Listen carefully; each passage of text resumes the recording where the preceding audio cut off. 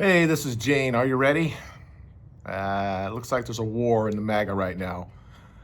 First of all, I just want to get some clarifications out here.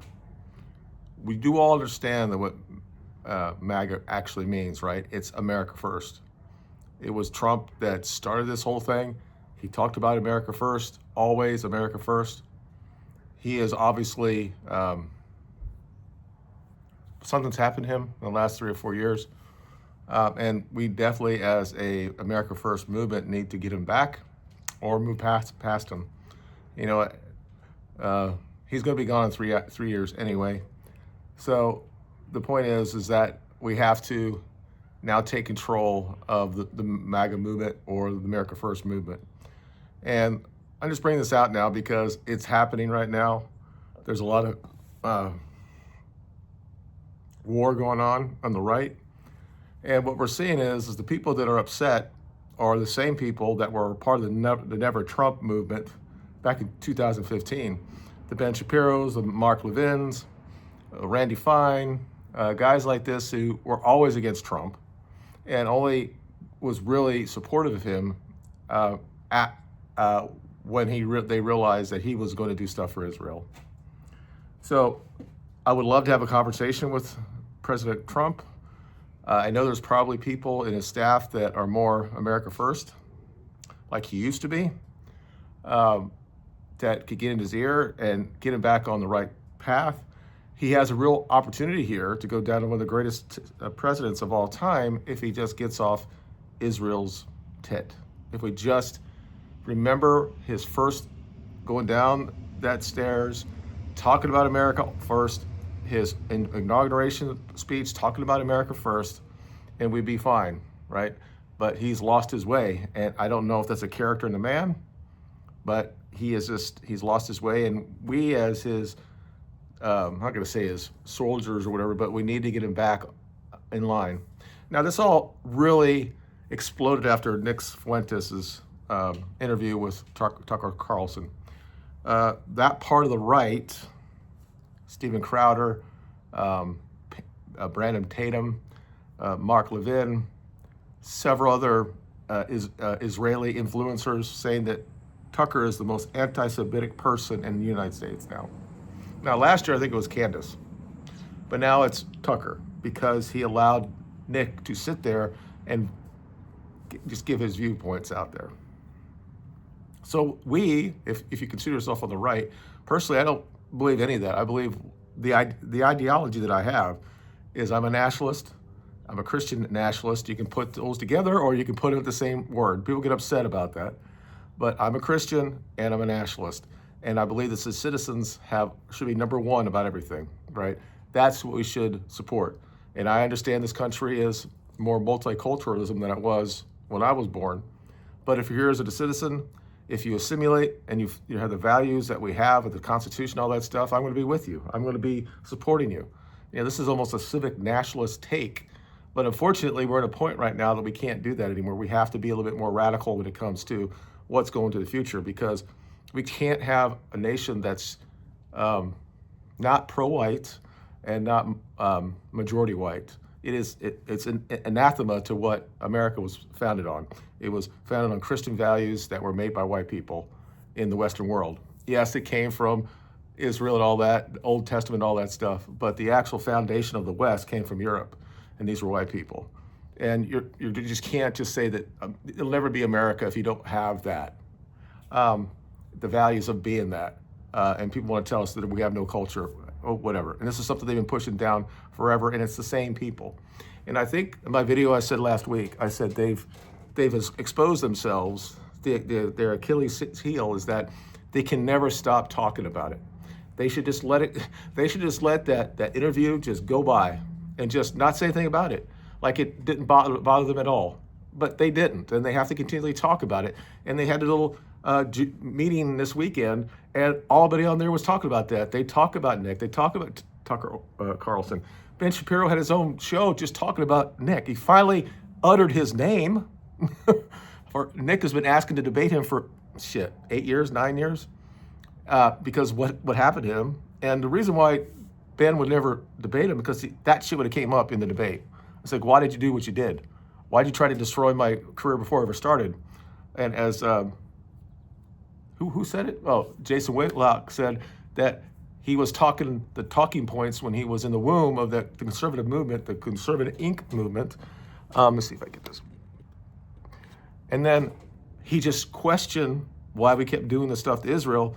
And Conservative Inc., Daily Wire, that Israel First wing of the Conservative Party aborted him in the womb. So they're not really pro-life, are they? They aborted somebody they knew was going to be influential if he got the opportunity to do it. The guy is incredible that he can do things like that. And again, he focuses on that probably because he's not dating all that stuff. So he uses all his brain power to focus on that. He's a savant in a lot of ways. And of course, guys like that are eclectic. They do stupid shit. They lie, or not lie, but they have jokes. And yeah, most of them I laughed at because I grew up in Generation X, man. This shit doesn't bother me. It doesn't bother me when you talk of me and my race and say that I can't jump or I can't dance well, or maybe my dick is a little bit smaller than a black man. That doesn't bother me. It never has bothered me. We did it to each other all the time when I was growing up. And I did grow up in an area that was almost white, but a good part of it, when we moved to St. Petersburg, I went to middle school, it was 80% black. There was never this thing there was no real racism in that at all. Anyway, that's my own little story. But the question is now, are you ready to fight? I got my hair cut yesterday. I just said, maybe I'm getting ready to go. I mean, obviously, I'm not going to go out in the field of battle, and this is not what this is. This is about ideology, and it's talking about what really is important to be America first. And back when he said the MAGA back then, they called him a Nazi. They called him a Nazi then because it serves up these emotions about this is what Hitler talked about. We're going to make our country better. We're going to make our heritage better. We're going to take care of our citizens in this country. We're not going to have the banks rule everybody. So if you actually look at Hitler's history, people won't do it, but if you actually do it, you see that he got rid of all that stuff, and the state became, basically gave you the money, and then you did what you did, and you pay it back, and it was 0%. And it blew up the entire country. There's a time that shit like that actually can work. Now, you don't want to do it forever. You don't want to have a debt so much to the government or the other way around, but it brought Germany from the abyss to be one of the most powerful countries in Europe at that time. Now, after the war started, I think to the point the war started, I think he was okay. After that, his decisions he made, whatever. You can be very critical about that, but he needs to have an unbiased viewpoint on this, and we need to talk about unbiased issues about the Holocaust and also about Jewish influence in this country. We have to have that discussion. We've had this discussion 30, 40 years ago. We forgot about it. They took too much power, and then they started using these identity politics to destroy people on both sides. Now, it's very interesting now that you're seeing that people on the left and the right are somewhat unified on this thing about not dealing with Israel anymore. Because it's one side from the left. They're just crazy anyway. They're going to do what they're going to believe. And everybody's racist, and Israel is a colonial country, whatever. And on the right, it's like, we don't want to do this anymore. We don't want to go to new wars. We don't want to kill our own people. We don't want to give them money. They're half a country or half a world away from us. There's nothing for us there. And it's just strange to me that most people in the United States they're not a whole lot of religious Jewish people anymore. The state of Israel is a secular country. They allow all generous stuff to go on there. It's basically Berlin in 1938. They don't really care about some of that shit, as long as it's them there doing it. So the question is, are you ready to fight for this? Are you ready to put yourself on the line, maybe financially? I think we got the smarter people on our side. Sometimes Tucker is kind of like, soft on certain things. And I watched his interview yesterday with, was it Dave Smith, I think? He's still about the meritocracy and all that stuff. And if you're a citizen, the American, this is what we need to save and all that stuff. He's not really pro-white. He's not anti-white. I don't know. I don't think he actually believe. I don't think he actually thinks that if we just continually have the demographic change that we're going to have, that that's going to make sure that everybody's going to be America first. I just don't think that that's going to happen. I think you have to wake up the European white man, the heritage of Europeans in the United States to defend who they are. And by doing that, I think you'll make America first. And what'll happens, is that it'll be better for everybody else, the other minorities. And it will be, because everybody gets behind it. And I really think there's a real opportunity here. I had this conversation with my wife last night, not certainly at this level, but there is still, and I said this 3 or 4 years ago, I said, there's a real opportunity for black men and white men to get together, because we were here at the founding of the country. We're all Americans. Now, yes, it took some things to get it, the Constitution changed and all that shit, but we're all here. We need to be together on this. If we could be together, conservative black men and conservative white men. Again, I don't like terms like that. People that are just nationalists. If we can just get together, you're talking about 13-14% of the population and 58% of the population. We'd be at 72% of the population. And there's a decent amount of Hispanics. 40-50% of them, I think, would also go along with that believe that this country, the United States, is their country. They can be proud of their heritage, and I would have no issue with them marching in the streets and talking about their heritage that they do. But when they go at home, they speak English and they understand they're Americans, and they will, if it's a soccer game in the World Cup, they will have the United States jersey, not the Mexico thing on, because they're Americans. If we can get that, you're talking about 85% in the United States, that we could actually be America first, and we can make this country the greatest of all time again, and just destroy everybody else, and we'd be that shining example on the top of that hill, because we have all of it here, and we're allowing a small group of people to influence what we do overseas and here in the United States, and they go on both sides of it, and they're the first to cancel you. They're the first. They did this to Nick 10 years ago. They will do it on the right as well. They did it to Pat Buchanan. Back then was it Bill Buckley? He would call out guys like Pat Buchanan because he's a paleo-conservative. And today he would clearly be America first. He would probably talk, he talks very similar that what Nick talks about 30 years ago. He talked about the Israel lobby and stuff like that. And we talked about this 50, 60 years ago because it was a problem back in the 60s. And why civil rights, and there's nothing wrong with civil rights, people, but how it was implemented was run by the same people, because they wanted to make sure that they were taken care of as well, because they're a minority in this country. And there was, back then, the Jews and the blacks tried to get together to try to do stuff like this. So here we are. We're going to have probably a Muslim mayor in New York City. I don't care. I mean, it's like every Western culture, Western country, their capital is gone. Paris is gone. Munich is gone. London's gone. They're just gone. And now New York is gone. So, okay, that doesn't indicate really anything anymore. America First means more than that, right? So all I can say at this is that the movement is strong.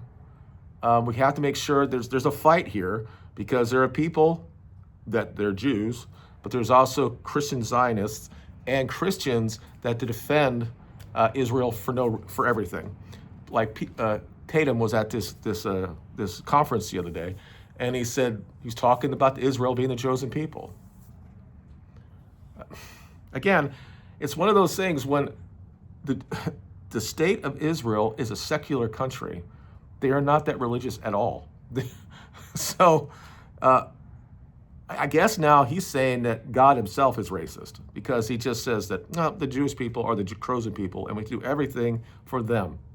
And he made the statement, yeah, I said after what happened October 7th, I should have bombed all that and it should be wiped away. I don't know what happened to that man. I really don't. Here's a conservative black man. I thought he was on the right path. He has a white wife. I just thought he was on the right path, but he's been co-opted.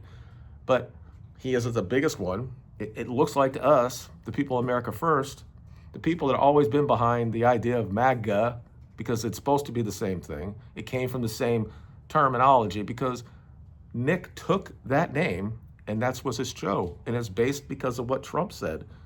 But now we don't have that anymore. And it's like he's been corrupted by that as well. I don't know why exactly. Can he be rehabilitated? I have grace for Trump. I absolutely do. I think he could come back out of this. If he sees the table turning and becomes a majority and people just can't do this anymore, maybe he'll just wake up and get that fog out of him and says, no, this is what I'm going to do. And there are things he's tried to do. Yes, he has. But it can't be make Israel great anymore. We can't talk about we're going to put high rises on the beach there where Palestine was or Gaza was. This is not what we're supposed to do. Anyway, it's a very pivotal moment in the right wing, and people are saying this is going to destroy the right wing. Okay, but the thing is, I would just say this: the youth is on one side, almost universally on the right, and that is the one that's going to be the future of the right wing. People like me, there are people at my age that obviously also listen to Nick and understand most of what he says and somewhat supports that, but he's going to have a lot younger people that's going to support him all the way up. And that's the future of the right wing. It's not people like Mark Levin, Ben Shapiro. It's just not. People are just done with this because we have the ability to look on the internet and see what's happening in these places. Yeah, Hamas is a terrorist organization. They should be destroyed. But they always go further. It's like they have this ability that they will say that's right, and they'll just do more. They're not watching. I'll do more and more and more. I'll talk more and more and more about it. But then you will cancel anybody if anybody has a critique of it. And this has been going on forever, right?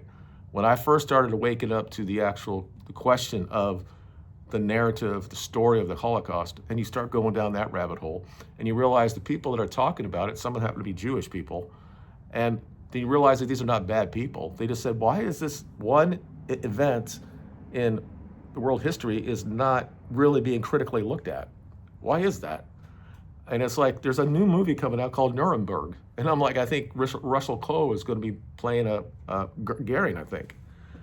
And apparently the movie talks about modern issues, about tolerance and all this stuff. Are we going to say now that Jewish people are the most tolerant people in the world and intolerant people in the world? But of course, it's going to be the Hollywood masquerading about what actually happened at Nuremberg. They won't talk about, maybe they will, it's doubtful. They won't talk about how these prisoners were punished. What's the word? Terrorized? What's the word? Like we did at Guantanamo Bay. They were. I can't say the word. Anyway, they were punished and punished and punished and punished, and then they said what they had to say, right? Again, shouldn't have done it. Shouldn't have interned all those people. Shouldn't have done like we did the Japanese. Shouldn't have done it. But the story is way different than what really happened from my research. And again, people are going to call me this or that. I don't care. At this point, I think most people know that it's at this point, it's a meme on itself. And Nick started all that with the whole cookie monsters and all that shit. That came up yesterday too, when Ben Shapiro was doing all this stuff. He brought all the different clips out there and said, look, he's this, he's sexist, he's racist, he's anti-Jew, he's anti-Semitic, he's everything, he's a misogynist, he's all of it. Why would you even listen to him like that? Yeah. Okay. Okay.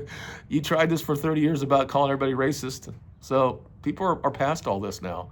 We're all American, Ben. The problem is you don't want to be American. You want to stay here, but if shit happens, you're going to go back to Israel. You said it 1,000 times you would do this. Your thing here is to make sure that Israel's taken care of. In case something happens here, you can go there. Because you never know, because we might round you all up and put you in the oven somewhere. I mean, the paranoid fantasies of these people, and again, I understand it to a point. They've been told their entire life that they're the biggest victims of all time, And it's like Randy Fine, he says, yeah, well, all Jewish people have been kicked out of every country and it's never been our fault. It's like at some point you have to look in the mirror as a group of people as why that happened to you.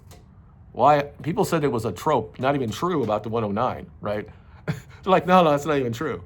And now they actually say it's true, but they won't blame anybody. They will only blame everybody else. They will never look inside about, I wonder why that happened is. We took over the banks and we couldn't help the people. Then we took all their real estate from them, and then they couldn't eat anymore and all that stuff. Or we went into academia and we changed it to all our viewpoints about, Freud and Einstein and all these people, these degenerate people. They're, oh yeah, boys want to have sex with their mom, and they always we want to get back to the womb and all that shit. Okay. And then, of course, the secular Jews don't believe in God, and then the religious Jews don't believe in the God that we believe in God, and they say that Jesus is being pissed on in hell. We're supposed to just allow all that to happen, and then we hear this whole thing. This term came out, Judeo-Christian. What the fuck does that mean? This country was founded on Christian values, whether it's Lutheran, Protestant, Catholic, whatever, but it's Christian values and our laws are based on that. It had nothing to do with Judeo shit. Okay, you got the Old Testament. There's relationship there. The New Testament talks about the Christians, but Western civilization was not built by Jewish people. It's by Europeans, people that look like me and you, or if those who are actually watching this happen to look like me. And it's something that should be defended and protected. And it's about time that you can be by America first. And we're going to do that, right? We're going to face this country. We're going to save this country. And a lot of people in America First says, I don't care about Europe. I do. I absolutely do. It shatters me that what's going on in England right now, in Germany. It disgusts me, and I want to fix that as well. But we got to fix our shit first, and then we're going to go help them. Once they see us doing it, maybe they'll get their act together. I don't know. There's so many people in England that are just lost, like Gary Neville and these guys. And now it's weird. He says certain shit about Manchester United, and all these Manchester United fan channels are saying shit about him, but they're not bringing up the shit that he's anti-fucking white. He's only talking about one player on our team that's not played well, and guess what? He looks like him. He doesn't talk about the Africans or the Brazilian guy. He talks about the white dude, and there's nothing wrong. He's played well, but he said the only guy I really feel comfortable to critique has to be somebody like me, And he's a guy that projects everything. He says the problem in the UK is angry middle-aged white men. Well, when you're on the left, you do this all the time. You project. He's the angry white man, and his views need to be destroyed. And we need to save England too, because they're our forefathers, same as the Germans and all that stuff, Irish, all that. It is what made the United States, right? And we need to save that. But we got to save this first, and then we can go do something there. They will see from what we do, and I don't know if they will, because they don't have free speech there. But we got to try to do it, especially the Western world. It's Western world, United States. We got to try to save it, and that's why we have to do this. I'm going to stop right there. Let me know what you think in the comments below. Are you on board? Are you going to be a soldier for America First?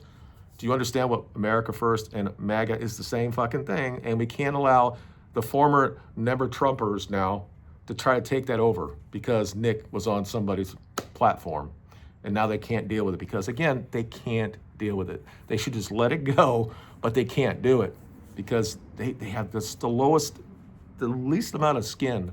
They can't. And this is the problem with them. That's their Achilles heel. And we just got to continually needle them and needle them and needle them and needle them, and they'll continually expose themselves. And they do it anyway. I'm not talking about figuratively. They do it in their own bedrooms. Okay, we'll talk about it later on. Let me know what you think, and please share, subscribe if you want. And I appreciate it. You guys have a good day, and we'll talk to you guys later.